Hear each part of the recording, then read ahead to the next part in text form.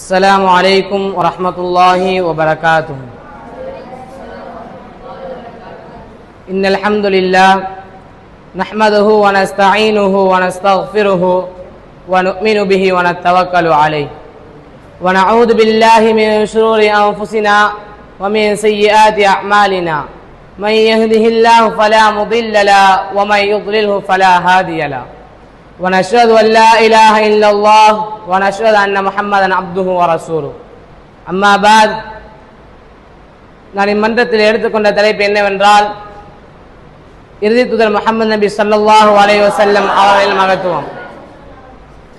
நாம் இன்று சிந்திக்க இருக்கும் தலைவர் இந்த ஒட்டுமொத்த மனித குலத்திற்கும் வழிகாட்டியாக அனுப்பப்பட்ட அல்லாஹ்வின் நேசத்திற்குரிய தூதர் முஹம்மது நபி ஸல்லல்லாஹு அலைஹி வஸல்லம் அவர்களின் மகத்துவம் நமக்கு கடமையாகும்.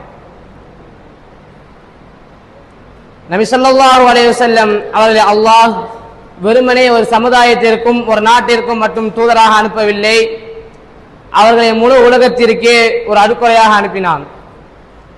அல்லாஹ் திருமறையில் கூறுகிறான், அஊது பில்லாஹி மினஷ் ஷைத்தானிர் ரஜீம், பிஸ்மில்லாஹிர் ரஹ்மானிர் ரஹீம், வமா அர்ஸல்னாக இல்லா ரஹ்மத்தல் லில் ஆலமீன்.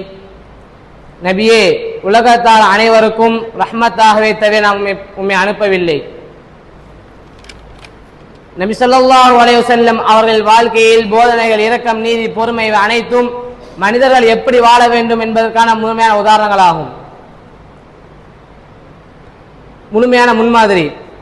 ஒரு மனிதன் தனிப்பட்ட முறையிலே, ஒரு மனிதன் தனிப்பட்ட வாழ்க்கையிலே, குடும்ப வாழ்க்கையிலே, சமூக தலைவராகவோ நீதிபதியாகவோ எப்படி நடந்து கொள்ள வேண்டும், இதற்கு பதில் நாம் எங்கும் செல்ல தேவையில்லை. நபி ஸல்லல்லாஹு அலைஹி வஸல்லம் அவர்கள் வாழ்க்கையில் முழுமையான அல்லாஹ்வின் கட்டளை இதே முன்மாதிரியான உள்ளது. நமக்கு இருக்கும் கடமையை பின்பற்றுதல், நபி ஸல்லல்லாஹு அலைஹி வஸல்லம் மீது நம்பிக்கை கொள்வது மற்றும் வழியை முழுமையாக பின்பற்றுவதுதான் நமக்கு இருக்கும் கடமையாகும். நபி ஸல்லல்லாஹு அலைஹி வஸல்லம் அவர்கள் காட்டிச் சென்ற வழியை பின்பற்றுவது மூலம் மற்றும் நாம் அல்லாஹ்வின் அன்பை பெற முடியும். ஆகிர் தஅவானா அல்ஹம்துலில்லாஹி ரப்பில் ஆலமீன்.